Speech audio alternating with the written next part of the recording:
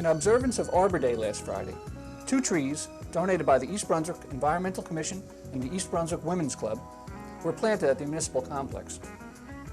Tom Schuster, Director of Parks, Recreation, and Public Works, opened the ceremonies. Good afternoon and welcome to our annual Arbor Day ceremony. Very glad you could join us on this beautiful day. I'm Tom Schuster, Director of Recreation, Parks, and Public Works. I'm pleased to preside over this, I think, festive and beautiful occasion. I was driving over here and looking at the trees, and they do look so beautiful. On a day like today, that you can really appreciate the value of trees and what they provide to a community. Their color, their beauty, what they do to enhance our environment is tremendous. And also, on warm days like today, warmer days that come in the summer, we really welcome their shade. I was also thinking it was just a little over 3 weeks ago that those same trees were covered with snow and ice. And it's hard to conceive of such a quick change in our environment, but I think the trees that are with us year-round and are in different stages of their growth and life cycle throughout that year are symbols for us of how life changes throughout the year.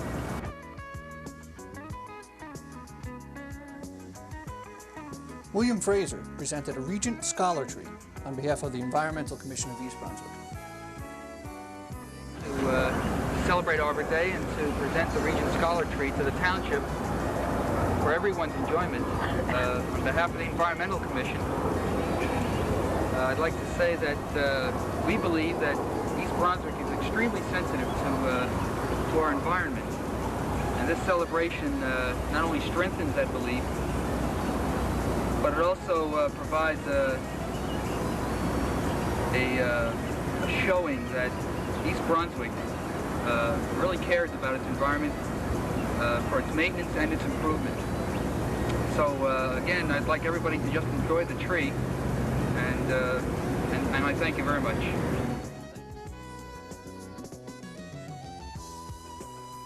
On Saturday at the high school, the Bears baseball team defeated the North Brunswick Raiders 9-0. East Brunswick is currently 5-7-1 on the year.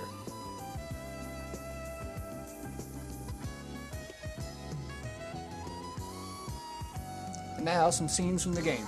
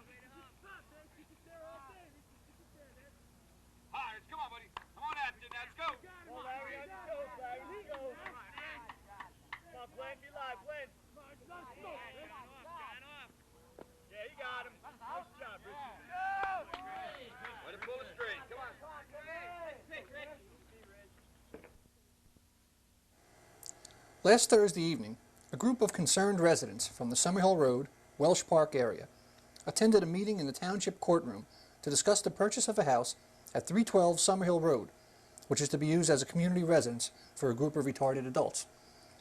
Representatives from the groups involved were introduced and began the meeting. My name is Frank Carragher, and I'm from the Office of Resource Development, Division of Mental Retardation. I'd like to introduce the people that have come with me tonight. This is Jim Casal. He's the Executive Director of Developmental Disabilities Association. Francis Ryan is the Board President for the Developmental Disabilities Association, and Blanche Ellis is the Supervisor of the Office of Resource Development. Okay? We came here tonight to discuss the house that we planned for the on Summerhill Road at 312. It is a group home for 6 adults, 6 mentally retarded adults, and we propose to open it sometime in early June.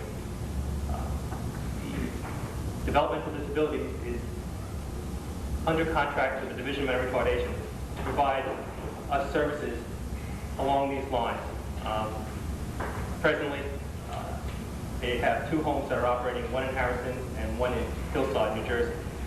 They are not-for-profit organizations, and they contract with, as I said, with the Division of Mental Retardation. All right, I'd like to take this opportunity to give it to Jim, and he'll say some things about his organization, and then I suppose that we'll open it up to questions. Usually what we do is kind of give a brief synopsis of our program, what's proposed for the area, how we feel it will impact the area, the things we looked for when we were looking for the home, and kind of give you an idea as to what we feel will happen in the home so that you have an idea of what's going to go on. Again, as Frank said, Frank is from the State Department of Mental Retardation, and we are a provider of service to the state. They contract with us to open group homes for the mentally retarded. We, as you know, are the Developmental Disability Association of New Jersey, a nonprofit corporation. Right now, we are proposing a home on Summerhill Road, which, as Frank mentioned, will house 6 mentally retarded adults, which will probably come from Woodbridge State Schools, or one of the offshoots of Woodbridge, meaning Edison Rehab Center, or another group home run by the state in Woodbridge. Those clients are slated to move from that facility into one of our facilities also. The program, as we set it up, basically, to give you the concept of what will happen, it's the principle, we're working on the principle of normalization for the retarded. At this time, the state is interested in scaling down the numbers of retarded people in the institutions and providing the clients that are presently there with the opportunity to live in the community and live probably as normal a life as they can, as can be expected. Let's take a Saturday or a Sunday. Yes. The supervision orders will be at a minimum in the home, or you'll have a couple there. Will, when they leave that premise, have total supervision all the time? Yes. The level of retardation that we're talking about is such that our clients cannot remain on their own at any time by themselves.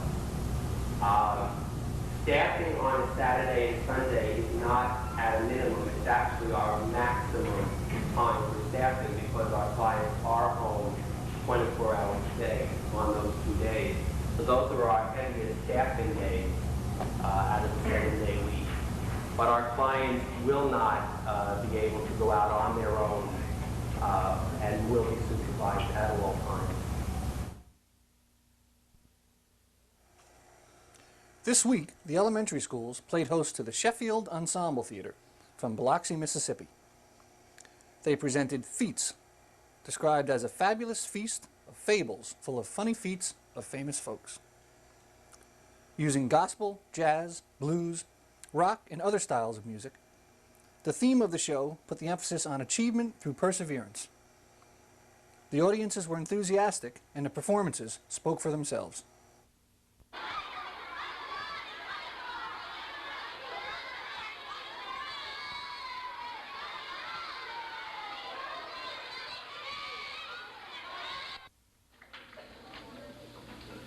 And now, the Sheffield Ensemble Theater presents the most amazing, the most extraordinary, the most colossal feat you've ever seen.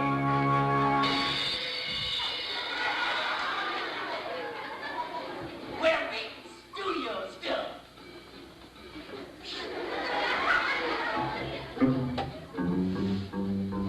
Now this is a show about feats, all kinds of human feats.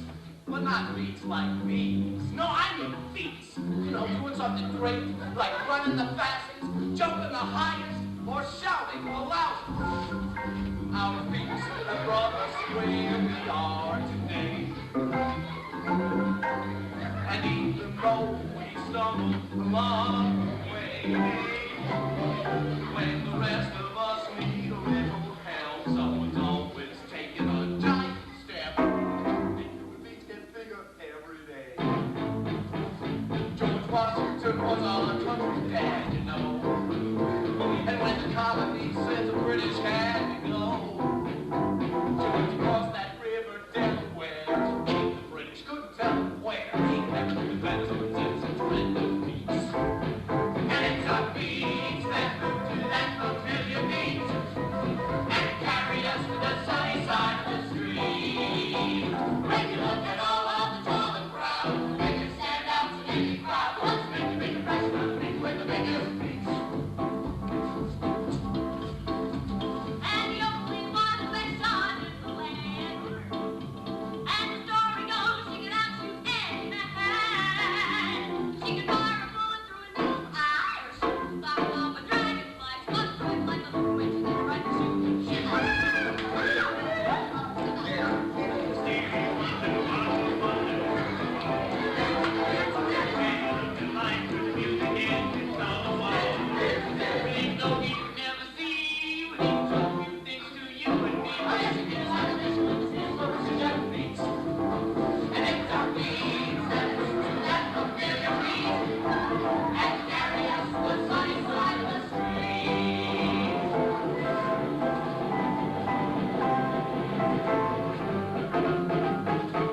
There was a time in the history of France when Joan of Arc was a country's only chance. She ran the broadsword to command. She gave her all for her native land. She kept her armor and spared what she didn't armor wearing.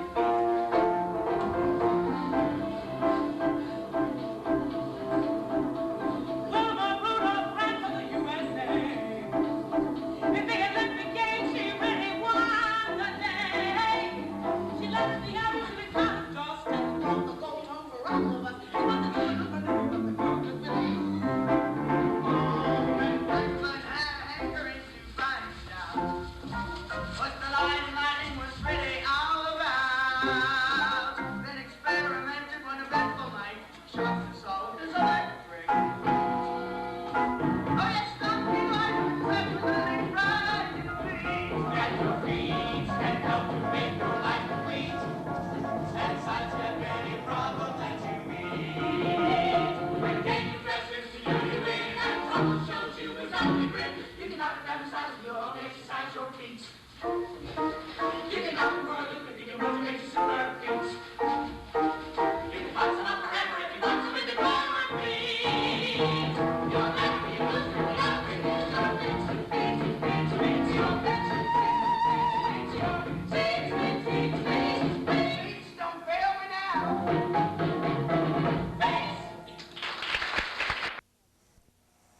At this week's Township Council meeting, the Council dealt with a variety of issues. Among them were the Carter Road Walkway, the 1982 Capital Improvements Budget, and the new East Brunswick Air Pollution Code. Also discussed was the resurfacing of township roads. Councilman Joseph Hudak questioned Township Engineer Bill Tanner. Mr. Tenner, what is the cycle? Are there any roads that haven't been repaved in town, or how do you set up the criteria for repaving? A 20-year cycle, a 30-year cycle?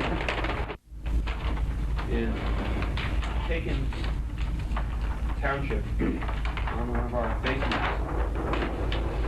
and created a 5-year cycle of roadways.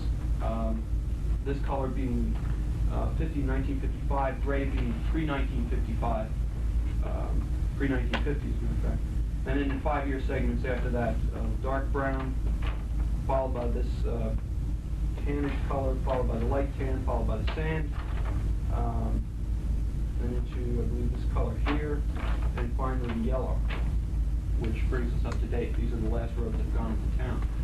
And over the past several years, we've colored in the roads that we've resurfaced. Under last year's program, we started to attack the pre-1950 roads that we haven't resurfaced over the past several years that needed it desperately, and started in the 1950 to 55. This list completes the 50 to 55 group. Up here, in this area here, here, and I believe somewhere in this area right here, and a group over here. If we are able to complete the roads that I've outlined there, we get good enough prices, we would then be up to 1955.